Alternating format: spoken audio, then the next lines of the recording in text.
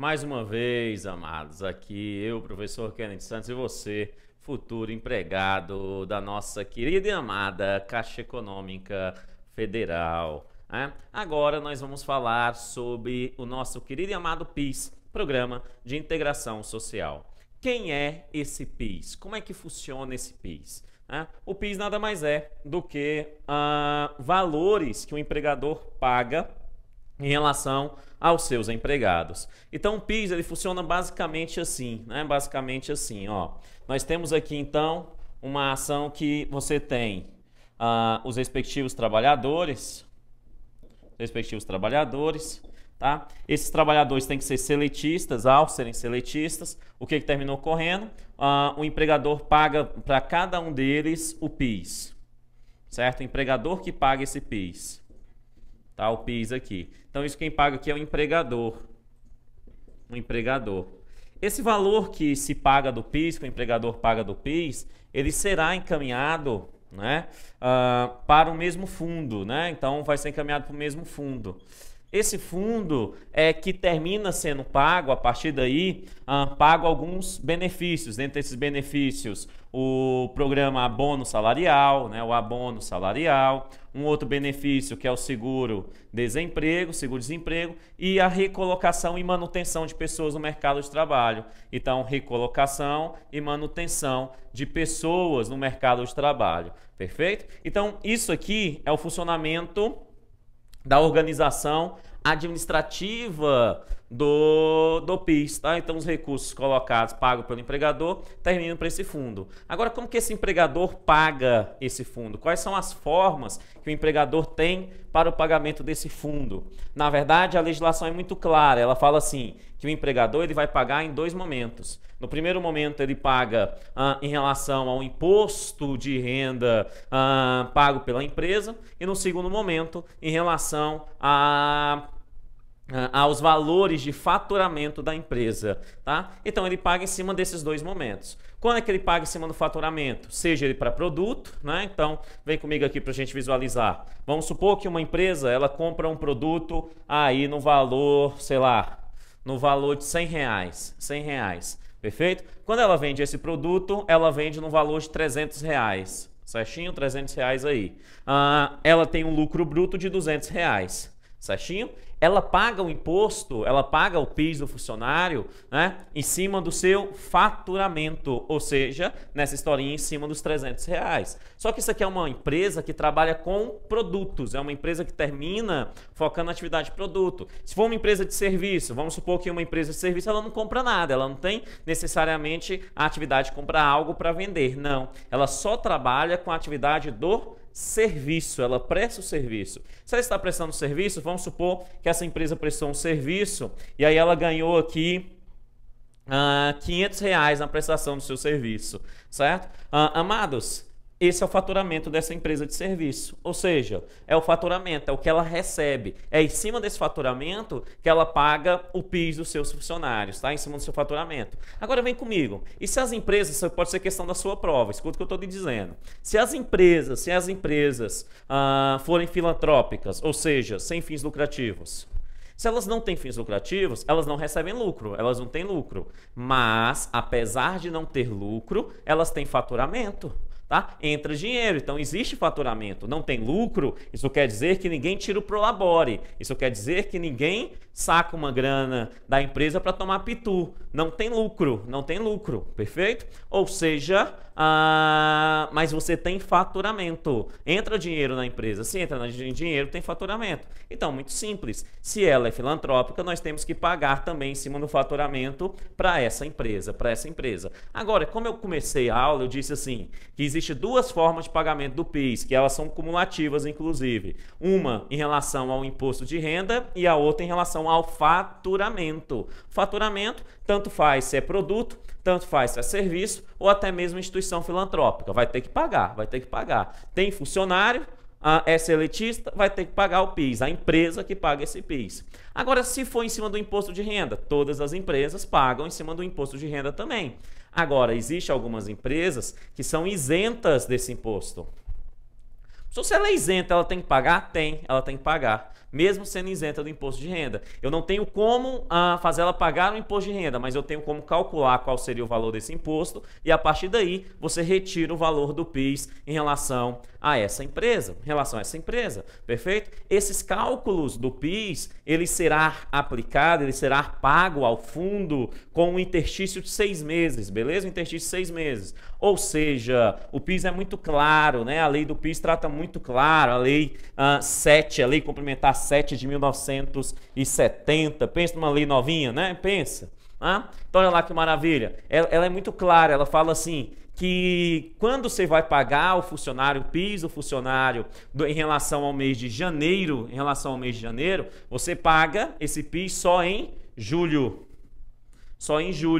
Quando você vai pagar em relação a março, você paga só em agosto, e assim sucessivamente, Então o PIS você paga tendo esse prazo de um para o outro, E aí, para a gente finalizar o PIS, que é bem pequenininho, ele nos dá mais uma informação, onde que ele diz o seguinte, que dentro da atividade do PIS, aquela empresa que sonegar o pagamento do PIS, seja sonegando através de um não pagamento, uma não declaração da quantidade de funcionários que tem, ou até mesmo declara a quantidade de funcionários, mas, por exemplo, reduz a quantidade remuneratória, declara que ele ganha menos do que realmente ganha, essa empresa, ela, quando for descoberta, ela vai ter que pagar uma multa.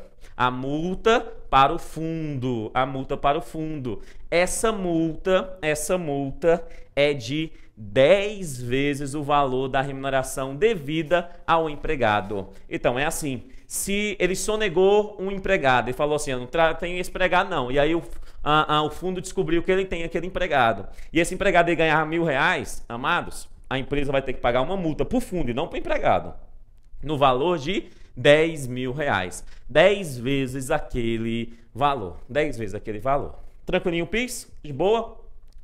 É uma das partes com o depósito que as empresas fazem do PIS, esse dinheiro, ele termina indo para o fundo. Esse fundo, atualmente, é o nosso querido e amado Fundo de Amparo ao Trabalhador. O Fundo de Amparo ao Trabalhador vai utilizar esse recurso para pagar o abono salarial e pagar o seguro-desemprego. E é exatamente para essa parte que nós vamos agora, para essa parte que nós vamos estudar agora. Quando nós falamos da atividade do abono salarial, ele é muito claro quem tem direito ao recebimento do abono salarial. Então vem comigo, vamos lá. Para ter direito ao abono salarial, tem que cumprir algumas regras. A primeira regra, só terá direito ao abono salarial quem recebeu, ou melhor, quem está cadastrado há pelo menos 5 anos no programa PIS/PASEP. Traduzindo, o abono salarial é tanto para seletista, que é cadastrado no PIS, quanto para servidores públicos, que são cadastrados no PASEP. Então, ambos têm direito a receber. Perfeito? Mas para isso é necessário estar cadastrado há pelo menos 5 anos. Se não tiver um cadastro de 5 anos, não terá direito ainda ao abono salarial. Tem que estar cadastrado de no mínimo 5 anos. A partir do 5º ano, aí ele passa a ter direito todo ano, se ele seguir as outras regras. Ele tem que ter as outras regras cumpridas também para ter esse direito. Então, cadastrado há 5 anos. Preste atenção que eu estou falando cadastrado e não trabalhando. É cadastrado há 5 anos. Então, ele tem que estar cadastrado há 5. Se ele está cadastrado há 5, ele tem que cumprir a segunda regra. A segunda regra é, ele tem que ter, no máximo, até 2 salários mínimos de remuneração média. Entenda que é média. Então, o cara tem que ganhar até 2 salários mínimos médios. É assim que se encontra na legislação. Até 2 salários mínimos médios. Então, entenda o seguinte. Um empregado ele tem quantos salários no ano? Isso. Ele tem 13 salários no ano. E o 13º aí? Lógico que são 13. Pega os 13 salários e divide por 12. Se por acaso der ali um valor de até 2 salários mínimos, em regra, ele tem direito aí a sacar o seu abono salarial, perfeito? Isso se tiver cumprido essa segunda regra, tá? Então, primeira regra, estar cadastrado há pelo menos 5 anos. Segunda regra, ter ali no seu cadastro, pelo menos, uma remuneração média de 2 salários mínimos mês, perfeito? E a terceira e última regra para ter esse direito, ele precisa trabalhar no ano base, no mínimo 30 dias. Fichado, registrado, bonitinho. Se o cara trabalhar no mínimo 30 dias naquele ano base, ele tem uma renda mensal, média aí de até 2 salários mínimos e estar cadastrado há 5 anos no programa PIS/PASEP, parabéns, você recebe um abono salarial. Esse abono salarial é o valor de um salário mínimo, E aí, se você cumpre essas 3 regrazinhas dentro da sua vida toda, todo ano você pode receber um abono salarial de um salário mínimo. Depois do 5º ano cadastrado, todo ano recebe um salário mínimo de abono salarial. Se estiver ganhando até 2 salários mínimos médios e trabalhar naquele ano base, pelo menos 30 dias. Entenderam o abono? Fechou? Bom demais. Saímos do abono e agora nós vamos para o outro, que é o nosso querido e amado seguro-desemprego. Seguro-desemprego. Quem tem direito ao recebimento do seguro-desemprego? Amados, para receber o seguro-desemprego, também tem algumas condicionalidades típicas para recebimento do nosso querido e amado seguro-desemprego. Dentre essas condicionalidades, nós temos na verdade, 3 grandes condições. Quem recebe esse seguro-desemprego? A primeira grande condição, e nós vamos destrinchá-la agora, é para o trabalhador desempregado. O trabalhador que está desempregado, ele tem direito a receber o seguro-desemprego, desde que esse desemprego seja sem justa causa ou por demissão indireta. Por exemplo, houve ali a empresa individual, o patrão, o dono da empresa falece e os funcionários, como é que fica? Né? Eles podem ser demitidos de forma indireta, perfeito? Então, se foi sem justa causa ou por demissão indireta, regra, esse cidadão ele tem direito a receber o seguro-desemprego. Mas para ele receber o seguro-desemprego, tem que ter algumas condicionalidades além disso. Primeira condicionalidade, ele tem que trabalhar no mínimo 6 meses. No mínimo 6 meses. Se ele não trabalhou no mínimo 6 meses, entenda um mês, 15 dias trabalhado, né, dentro do mês, se ele tiver trabalhado no mínimo 6 meses, ele tem direito a receber o seguro-desemprego. A regra fala assim, né, uma regra em uma lei que altera a lei do seguro-desemprego, beleza? Então a gente tem que ficar ligado sempre nas legislações atualizadas, tá? Então cuidado aí com o seu material, é a lei atualizada. Olha lá, a regra diz o seguinte, que o seguro-desemprego, ele terá ali, né, quem pode receber, quem trabalhou 6 meses. Se trabalhou 6 meses, recebe 3 parcelas. Se trabalhou ali, né, 12 meses, recebe 4 parcelas. Se trabalhou ali 24 meses, tem direito de receber 5 parcelas. Agora, para receber esses valores, é necessário tomar alguns cuidados, perfeito? Ou seja, não é simples assim, eu trabalho 6 meses, fico 3 meses de seguro-desemprego, trabalho mais 6, 3 meses de seguro-desemprego. Não, de um seguro-desemprego para outro há um interstício, um prazo, né, mínimo necessário para receber mesmo seguro-desemprego e outro seguro-desemprego. Mesmo assim, para receber seguro-desemprego tem que cumprir algumas condições, tem que cumprir algumas condicionalidades. Dentre essas condicionalidades, nós temos uma que é importantíssima, o nosso entendimento. É a condicionalidade de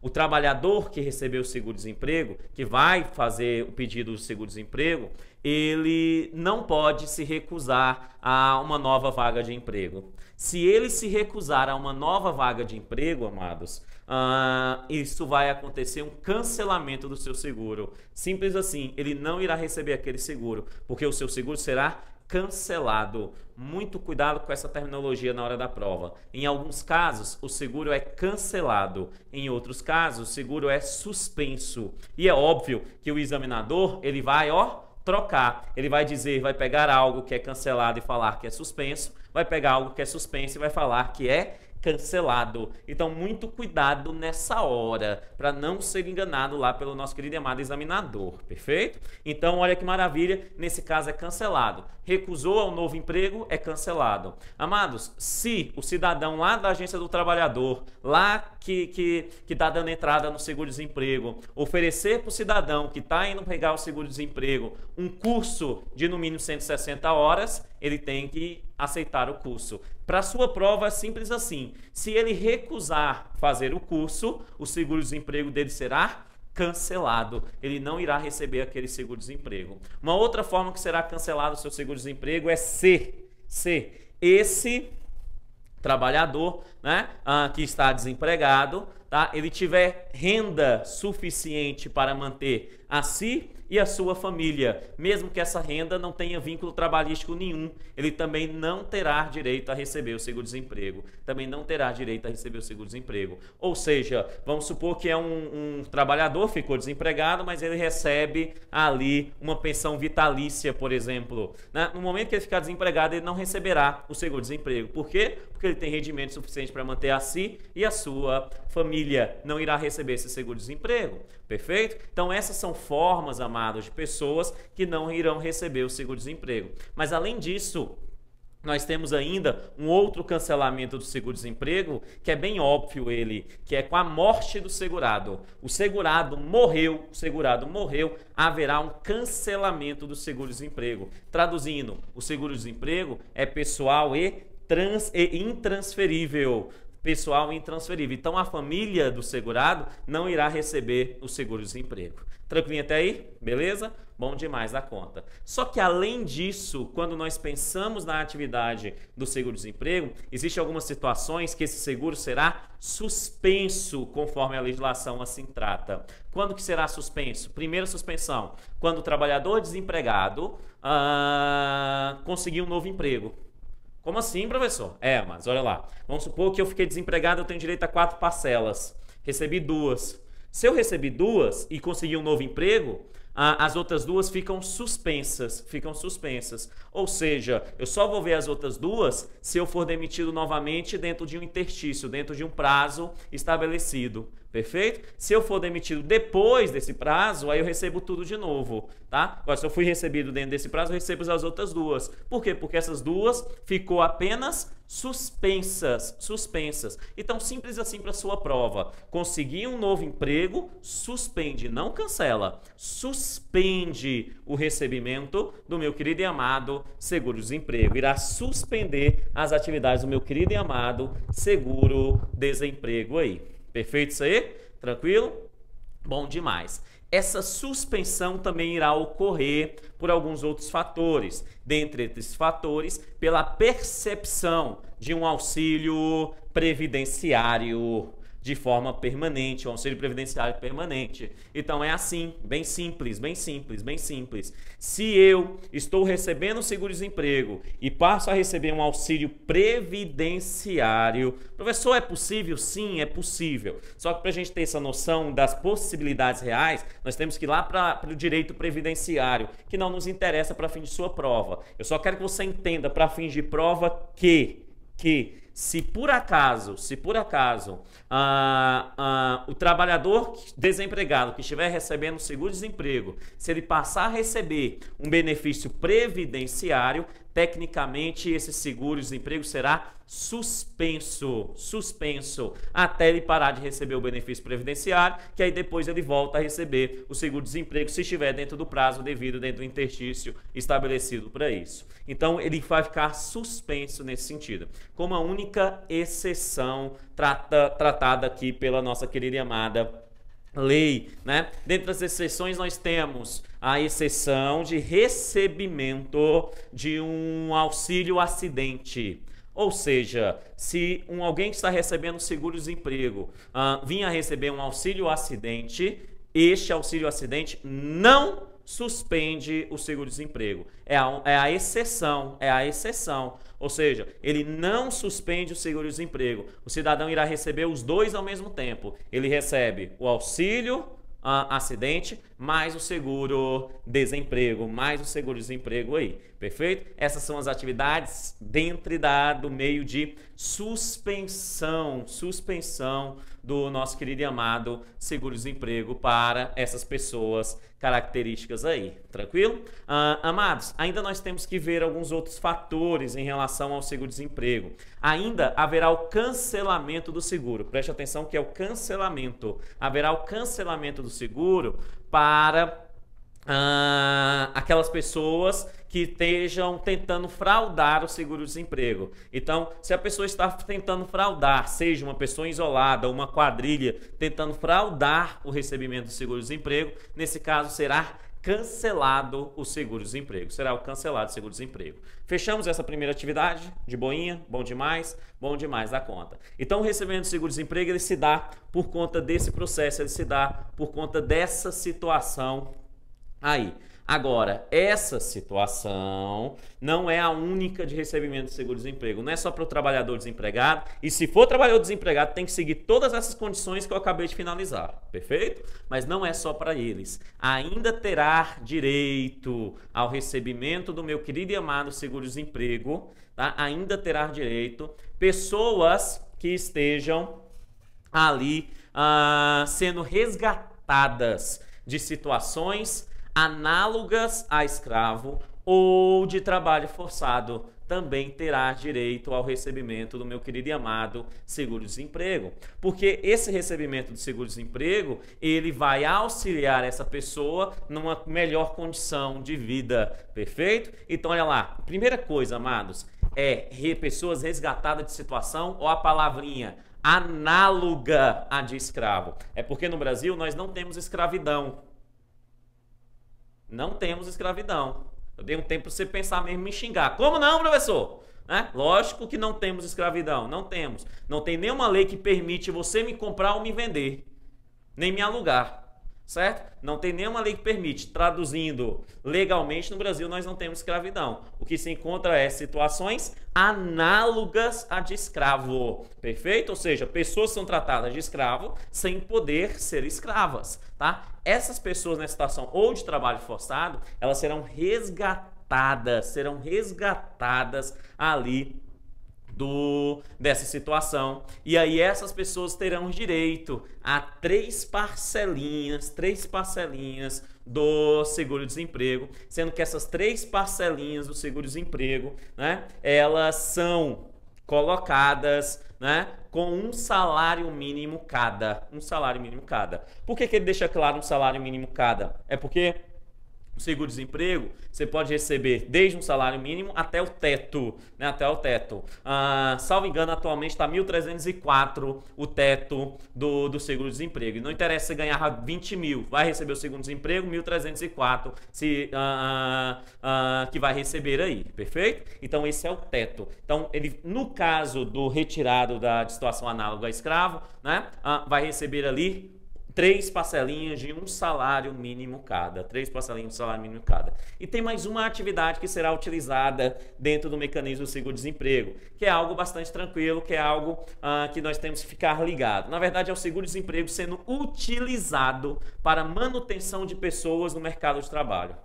Traduzindo, é um seguro que é dado para que as pessoas não sejam demitidas. Uai, professor, como assim? Amados, é isso mesmo que você tá me ouvindo. Ou seja, eu dou o seguro-desemprego, o FAT libera o seguro-desemprego para a pessoa que não foi demitida.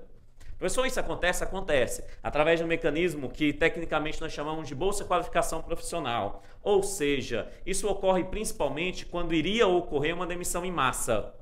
Para evitar essa demissão em massa, né, o governo faz um acordo junto com o sindicato e as empresas que irão demitir em massa, né?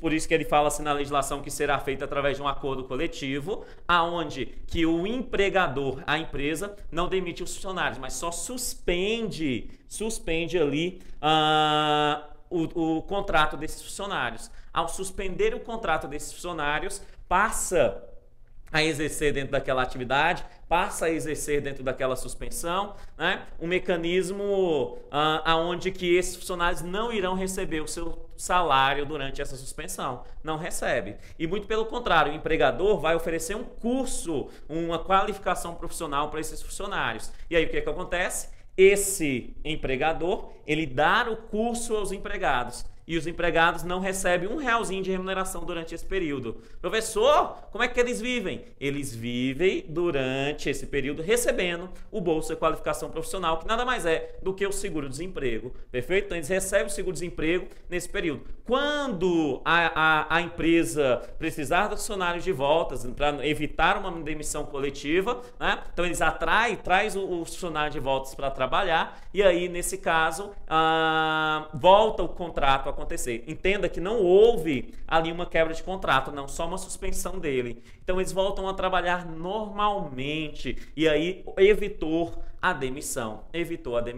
Lembrando um detalhe, que neste caso de demissão aí, ou melhor, de suspensão contratual, eles voltou a trabalhar normalmente, ainda será garantido a esses funcionários, caso lá na frente eles venham ser demitidos, a no mínimo uma parcela do seguro-desemprego. Ou seja, se por acaso ele voltou a trabalhar, estava lá no Bolsa Qualificação, recebendo, voltou a trabalhar, e aí o empregador, por alguma coisa, quis demitir ele ainda terá direito, no mínimo, a legislação fala, no mínimo, a uma parcela de seguro-desemprego. Tranquilinho até aí? De boa? E só mais uma informação para a gente encerrar o seguro-desemprego. Amados, aquelas pessoas que estão desempregadas entre 12 e 18 meses, exatamente esse período de 6 meses, entre 12 e 18 meses, desempregados, ou a palavra, de forma involuntária, ou seja, ela está procurando emprego e não está encontrando, de forma involuntária. Se ela estiver desempregada entre 12 e 18 meses, exatamente durante esse período, essa pessoa, ela pode solicitar um novo seguro-desemprego. Então, ela já recebeu o seguro-desemprego anteriormente e agora ela pode solicitar um novo seguro-desemprego, sendo que nesse novo seguro-desemprego ela terá direito a 3 parcelas. 3 parcelinhas, conforme a legislação nos diz, de R$100 cada. E assim, nós finalizamos as informações tratadas na lei sobre o recebimento do nosso querido e amado seguro-desemprego. Então, agora nós vimos o PIS, nós vimos aí sobre o abono salarial e nós vimos sobre o seguro-desemprego. Valeu e até daqui para pouco. Valeu, um abraço.